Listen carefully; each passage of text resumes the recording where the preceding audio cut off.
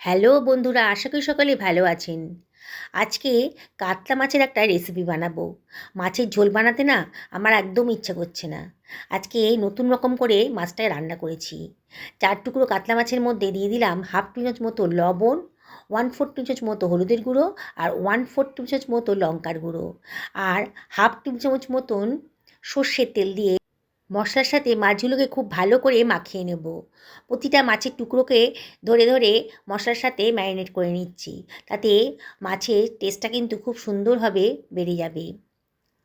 বন্ধুরা, মাঝে মাঝে ইচ্ছা করে মাছের ঝোল না খেয়ে অন্যরকম করে মাছ বানিয়ে খাই। একঘেয়ে লাগে সব কিছু। তখনই আমি এইভাবে মাছটা বানিয়ে নিই। পরিবারের সবাই কিন্তু খুব মজা করেই খেয়ে নেয়। আমি এখানে 4খানা মাঝারি সাইজের আলু নিয়ে নিয়েছি। এবার আলুটাকে আগে থেকে জলে দিয়ে পরিষ্কার করে নিয়েছিলাম। আলুর খোসাগুলোকে আমি কেটে বাদ দিয়ে দিচ্ছি। আলুগুলোকেও কেটে নেব। আমি 4টে আলু নিয়েছি। আপনাদের যদি মনে হয় আলুর পরিমাণটা একটু বাড়িয়ে কমিয়ে দিতে পারেন। দেখুন আলুগুলো খোসা ছাড়ানো হয়ে গেছে। এবার আলুগুলোকে আমি কেটে নিচ্ছি। আলুগুলোকে সরু সরু লম্বা লম্বা করে কেটে নিচ্ছি। তাহলে রান্নাটা করতে খুব সুবিধা হবে, তাড়াতাড়ি হয়ে যাবে আর কি।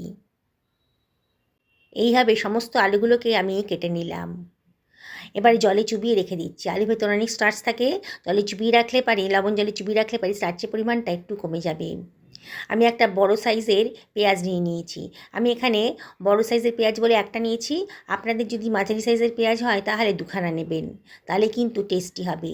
পেঁয়াজের খোসাটা ছাড়িয়ে দিয়ে পেঁয়াজটাকে আমি পাতলা পাতলা করে কেটে নিচ্ছি। এইভাবেই পেঁয়াজটা কেটে নেব।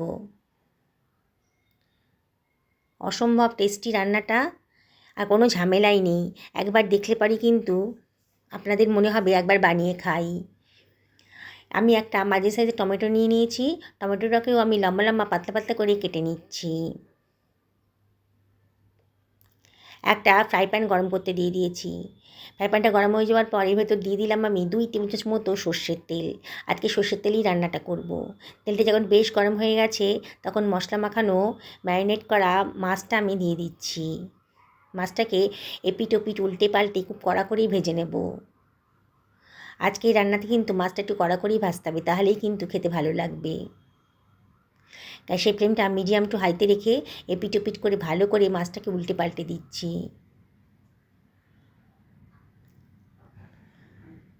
স্কুল কলেজ অফিসের তাড়ায় অনেক সময় কিন্তু রান্না করতে আমাদের মন লাগে না, খুব তাড়াহুড়ো থাকে। তখন কিন্তু এই রেসিপিটা যদি বানিয়ে নেন না, তাহলে কিন্তু এক থালা ভাত এটা দিয়ে খেয়ে নিতে পারবেন। খেতেও যথেষ্ট টেস্টি।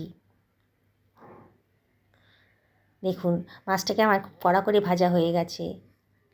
এপিট ওপিট করে চিমটা দিয়ে দিয়ে আমি ভালো করে ভেজে নিচ্ছি, যাতে মাছের ভেতরটাও খুব ভালো করে ভাজা হয়ে যায়।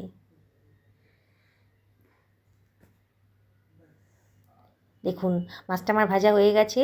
এবার আমি এটাকে তেল থেকে তুলে অন্য একটা পাত্রের ভেতর রেখে দিচ্ছি। আজকে আমি কাতলা মাছ দিয়ে বানাচ্ছি। আপনারা রুই মাছ কিংবা অন্য যে কোনো বড় মাছ দিয়ে এটা বানাতে পারেন। আমি 4 থেকে 5খানা শুকনো লঙ্কা ওই গরম তেলে দিয়ে দিলাম। এবার গ্যাসের ফ্লেমটা মিডিয়াম টু হাইতে রেখেছি। এবার এর ভেতরে দিয়ে দেবো বেশ খানিকটা রসুনের কোয়া। রসুনের কোয়াটা দিয়ে ভালো করে এটাকে ভেজে নেব। নাড়াচাড়া করতে হবে আর প্রায় সময়, নাহলে কিন্তু পোড়া লেগে যেতে পারে। দেখুন আস্তে আস্তে রসুনের কালারটা কিন্তু চেঞ্জ হয়ে যাচ্ছে। রসুন আর লঙ্কাটাকে একসাথেই ভেজে নিচ্ছি। সুন্দর করে ভাজা হয়ে গেছে। এবার এটাকে আমি তুলে অন্য একটা পাত্রের ভেতর রেখে দিচ্ছি। ওই তেলের ভেতরেই আমি দিয়ে দেবো হাফ টেবিল চামচ মতো কালো জিরে। গ্যাসের ফ্লেমটা এই সময় লোতে করে দিয়েছি। আর দিয়ে দিচ্ছি কুচনো পেঁয়াজটা। দিয়ে সব কিছু খুব ভালো করে মিশিয়ে নেব। পেঁয়াজের কাঁচা ভাবটা চলে যাচ্ছে। এবার এর ভেতরে দিয়ে দিচ্ছি হাফ টি চামচ মতো লবণ। দিয়ে সব কিছু আবারও খুব ভালো করে মিশিয়ে নেব। আস্তে আস্তে পেঁয়াজের কালারটা পুরো চেঞ্জ হয়ে যাচ্ছে। এবারে আমি এর ভেতরে দিয়ে দিচ্ছি 1/4 টি চামচ মতো হলুদের গুঁড়ো আর হাফ টি চামচ মতো লঙ্কার গুঁড়ো। দিয়ে আবারও সব কিছু খুব ভালো করে মিশিয়ে নেব। চটজলদি হয়েও যায় রান্নাটা, আর খেতেও কিন্তু খুব ভালো লাগে। এবারে আমি এর ভেতর দিয়ে দিচ্ছি কেটে রাখা টমেটোটা। দিয়ে সব কিছু আবারও খুব ভালো করে মিশিয়ে নেব। অনবরত নাড়াচাড়া করতে হবে। আস্তে আস্তে টমেটোটা গলতে শুরু করেছে। এবারে আমি এর ভেতরে দিয়ে দিচ্ছি কেটে রাখা আলুর টুকরোগুলো। জল থেকে তুলে আলুর টুকরোগুলো দিয়ে দিলাম।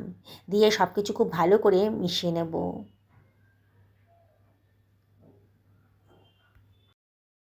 মিনিট খানেক একটু নাড়াচাড়া করে দিচ্ছি। গ্যাসের ফ্লেমটা এই সময় মিডিয়াম টু হাইতে রেখেছি। এবারে আমি এটা ঢাকা দিয়ে একটু রান্না করে নেব। তার আগে দিয়ে দিলাম চিড়ে রাখা কতগুলো কাঁচা লঙ্কা। ঢাকা দিয়ে মিনিট 5 মিডিয়াম টু লো ফ্লেমে রান্না করে নিয়েছি। নিয়ে এবার আবারও একটু নাড়াচাড়া করে দিচ্ছি। এখনও আলুগুলো একটু শক্ত শক্ত আছে, দেখেই মনে হচ্ছে। একটু নাড়াচাড়া করে দিচ্ছি যাতে নিচে পোড়া না লেগে যায়। আজকে রান্নাতে কিন্তু আমি কোনো জল ইউজ করব না, এই ভাপে ভাপেই রান্নাটা হয়ে যাবে। দেখুন একটু নাড়াচাড়া করে দিলাম। দিয়ে এবারে এটাকে আমি আবারও ঢাকা দিয়ে মিনিট 5 একেবারে লো ফ্লেমে রান্না করে নেব। 5 মিনিট বাদে দেখেই মনে হচ্ছে আলুটা অনেকটাই নরম হয়ে গেছে। একটু নাড়াচাড়া করে দিচ্ছি।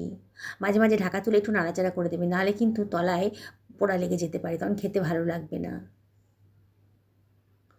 আমি আজকে জল দিচ্ছি না এই রান্নাটাতে, তবে আপনাদের যদি মনে হয় একটু জল দিয়ে করবেন তাহলে করতে পারেন। সব কিছু ভালো করে মিশিয়ে নিলাম। এবার আর ওটা চেক করে দেখছি সেদ্ধ হয়েছে কিনা। দেখুন একেবারে সেদ্ধ হয়ে গেছে, কিন্তু গলে যায়নি। এবার এটাকে আমি গ্যাসের ফ্লেমটা অফ করে অন্য একটা পাত্রের ভেতর ঢেলে রাখবো। দেখুন অন্য একটা পাত্রের ভেতর রেখে দিয়েছি। একটা শুকনো লঙ্কার মধ্যে হাফ টি চামচ মতো লবণ দিলাম। দিয়ে শুকনো লঙ্কাগুলোকে ভালো করে ভেঙে মিশিয়ে নিচ্ছি লবণের সাথে।